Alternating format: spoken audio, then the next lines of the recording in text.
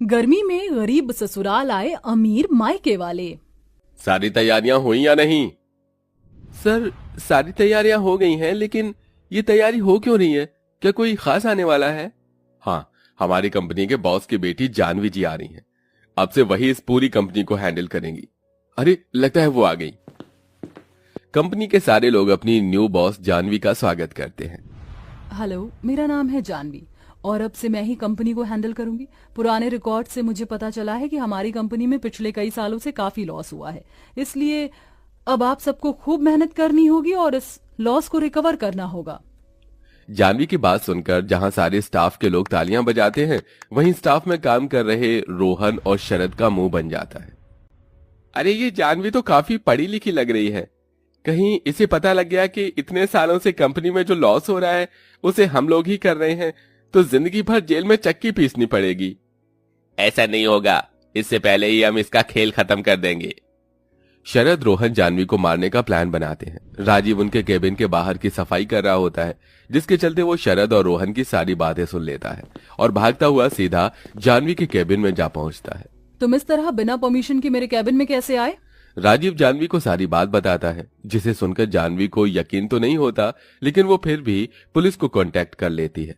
वहीं शरद और रोहन जैसे ही जानवी को मारने के लिए उसके कमरे में आते हैं, तो पुलिस उन्हें पकड़ लेती है और सीधा जेल में ले जाती है। राजीव, तुम्हारा बहुत बहुत शुक्रिया। अगर तुम ना होते तो शायद आज वो लोग मुझे मार ही देते। ये आप कैसी बातें कर रही हैं? इस कंपनी का मैंने नमक खाया है और मैं अपने जीते जी इस कंपनी में कभी कुछ गलत नहीं होने दूंगा। कहने को राजीव इतनी बड़ी कंपनी में सिर्फ एक मामूली पियून था, लेकिन उसकी बातें सुन जानवी उससे काफी इंप्रेस हो जाती है, जिसके चलते अब दोनों में काफी अच्छी दोस्ती हो जाती है और यही दोस्ती सिर्फ कुछ महीनों में प्यार के रिश्ते में बदल जाती है। जानवी राजीव से शादी करना चाहती थी, इसलिए वो अपने माता पिता को राजीव के बारे में बताती है। जानवी, तुम्हारा दिमाग तो नहीं खराब हो गया? इतनी बड़ी कंपनी की बॉस होकर तुम एक पियून से शादी करना चाहती हो? लोग क्या कहेंगे? लोग क्या कहेंगे मुझे इससे कोई मतलब नहीं है। मैं राजीव से प्यार करती हूँ और उसी से ही शादी करूंगी। ठीक है, अगर यही तुम्हारा आखिरी फैसला है तो हमारा फैसला भी सुन लो। अगर तुम उस गरीब से रिश्ता जोड़ोगी तो तुम्हें हमसे सारे रिश्ते नाते खत्म करने होंगे। जानवी राजीव से बहुत प्यार करती थी, इसलिए वो अपने माँ बाप से सारे रिश्ते तोड़ देती है। वहीं मुकेश जानवी के सारे क्रेडिट कार्ड को भी ब्लॉक कर देता है, साथ ही साथ राजीव को भी कंपनी से निकाल देता है। जिसके बाद राजीव और जानवी मंदिर में शादी कर लेते हैं। शादी के बाद राजीव के माता पिता और बहन जानवी का घर में गृह प्रवेश करते हैं। क्या हुआ बहू, क्या देख रही है? ऐसे यही ना कि तेरा ससुराल इतना छोटा क्यों है? नहीं माँ जी, ऐसा नहीं है। घर तो रिश्ते और प्यार से बनता है। बड़ा घर होकर भी अगर उसमें प्यार और रिश्ते ना हो तो ऐसे घर का क्या फायदा? जानवी की बात सुन ससुराल वाले काफी खुश होते हैं। जिसके बाद जानवी की नंद उसे उसके कमरे में लेकर जाती है। जानवी को हमेशा से ही एसी में रहने की आदत थी, लेकिन उसके ससुराल में एक पंखा भी नहीं था, जिसके चलते रात भर जानवी गर्मी से परेशान होती रहती है। क्या हुआ जानवी, तुम अभी तक सोई नहीं? वो नई जगह है ना, इसलिए नींद नहीं आ रही।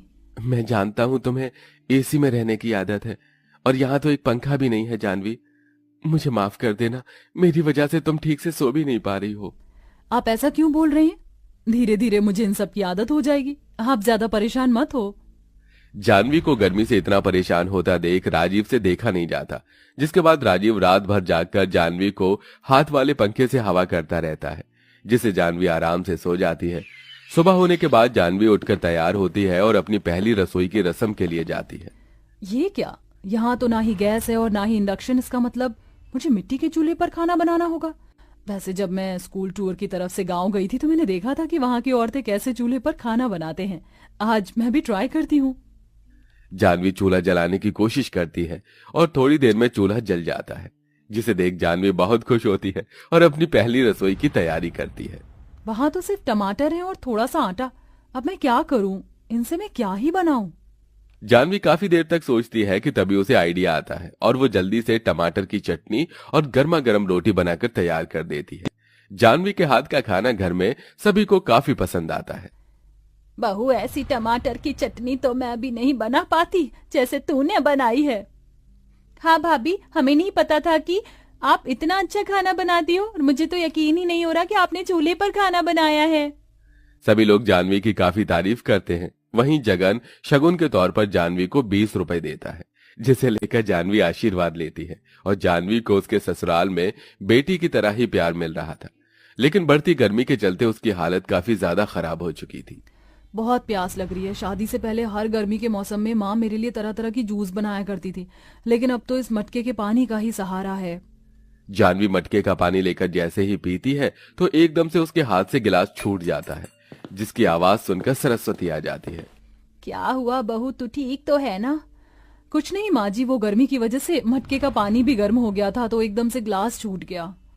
अपनी बहू की बात सुन सरस्वती को उसके लिए काफी दुख तो होता है, लेकिन अपनी गरीबी के चलते सरस्वती उसके लिए कुछ नहीं कर पाती। बढ़ती गर्मी के चलते अब धीरे धीरे जानवी हाथ पैरों पर गर्मी के दाने निकल आते हैं। बहुत जलन हो रही है। गर्मी के दाने की वजह से जानवी को काफी तकलीफ होती है। तभी जानवी अचानक बेहोश हो जाती है, जिसे देख सारा परिवार काफी परेशान होता है। राजीव जल्दी से डॉक्टर को बुलाता है। डॉक्टर के चेकअप करने पर घर में सबको पता चलता है कि जानवी पेट से है। जानवी के गर्भवती होने की खबर से सारा परिवार खुश हो जाता है। बहू, हम गर्भवती है। अब मैं भी तेरे साथ मजदूरी करूंगा ताकि हम सब बहू को अच्छे से ख्याल रखें। इस उम्र में भला आप काम करेंगे? आपको काम करने की कोई जरूरत नहीं है। मैं और राजीव मिलकर सब संभाल लेंगे। लेकिन कैसे बहू?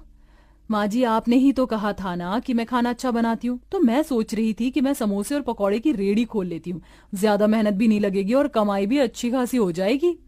जानवी की बात सुन राजीव अपने दोस्तों से कुछ पैसे उधार मांग कर आता है। एक किराए पर ठेला लेकर जानवी को समोसे पकौड़े की रेडी खोल देता है और अब जानवी कड़ी धूप में समोसे बेचती है। इतनी गर्मी में गर्भवती अवस्था में खुद को इतना परेशान देख जानवी को अपने बीते कल की याद आने लगती है। बेटा, थोड़ा सा और पी लो। पहले ही आपने इतने सारे फ्रूट्स खिला दिए और अभी जूस। ये सब तुम्हें गर्मी में हाइड्रेटेड रखेंगे। तुम्हें पता है ना कि गर्मी में तुम्हारी तबीयत कितनी जल्दी खराब होती है।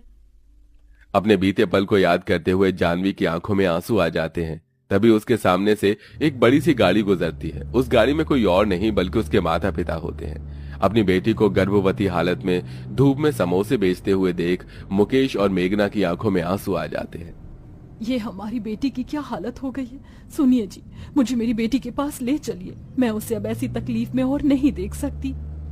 अगले दिन होते ही मेघना और मुकेश सीधा जानवी के ससुराल पहुंचते हैं, जहां वो देखते हैं कि जानवी की सास और नंद जानवी के हाथ पैरों की मालिश कर रहे हैं। बहू, तुझे इतनी धूप में समोसे बेचने की क्या जरूरत है? तू कहे तो मैं और राशि ये काम कर लेते हैं। माँ बिल्कुल ठीक कह रही है। आपने अपनी हालत देखी है। चलिए अब जल्दी से ये दूध पी लो, आपको फिर दवाई भी खानी है। अपनी बेटी की सास और नंद को अपनी बेटी का इतना ख्याल रखता देख मुकेश और मेघना काफी खुश होते हैं। तभी जानवी की नजर अपने माता पिता पर जाती है, जिनको देखकर वो बहुत खुश होती है। पापा, आप लोग आ गए? हाँ मेरी बच्ची, कैसी है तू? तुझे पता है तेरे जाने के बाद हमने तुझे कितना याद किया। माँ पापा, मैंने भी आप दोनों को बहुत याद किया। जानवी अपने माँ बाप से गले मिलकर खूब रोती है, जिसके बाद जानवी अपनी नंद के साथ मिलकर चूल्हे पर अपने माँ बाप के लिए खीर बनाती है। अपनी बेटी को इतनी गर्मी में चूल्हे पर खाना बनाता देख मुकेश और मेघना की आंखों में आंसू आ जाते हैं। जो लड़की खुद से एक गिलास पानी भी लेकर नहीं पीती थी, वो आज इतनी जिम्मेदार बन गई है। जानवी के हाथ की खीर मुकेश और मेघना को काफी पसंद आती है। तभी मजदूरी कर राजीव भी आ जाता है। अरे मैम, सर, आप दोनों यहाँ? मैं तो सोच भी नहीं सकता था कि आप लोग कभी हमारे घर भी आएंगे। मैम सर नहीं बेटा, माँ और पापा का हो। पापा? हाँ बेटा, हमने तुम लोगों को माफ कर दिया। हम सोच भी नहीं सकते थे कि हमारी फूल सी बेटी कभी इतनी जिम्मेदारियां भी उठा पाएगी। हमें तो खुशी है कि इसे शादी ने तुम्हें कितना जिम्मेदार और समझदार बना दिया है। मुकेश और मेघना की बात सुन जानवी बहुत ज्यादा खुश होती है। अब मुकेश राजीव को अपनी कंपनी में एक अच्छी पोस्ट पर रख लेता है और उनके घर जरूरत की सभी चीजें, पंखा, एसी भी लगवा देता है, जिससे अब धीरे धीरे उनके घर के हालात भी ठीक होने लगते हैं। वहीं कुछ महीनों में जानवी एक प्यारी सी बेटी को जन्म देती है और अब वो सभी खुशी खुशी रहते हैं।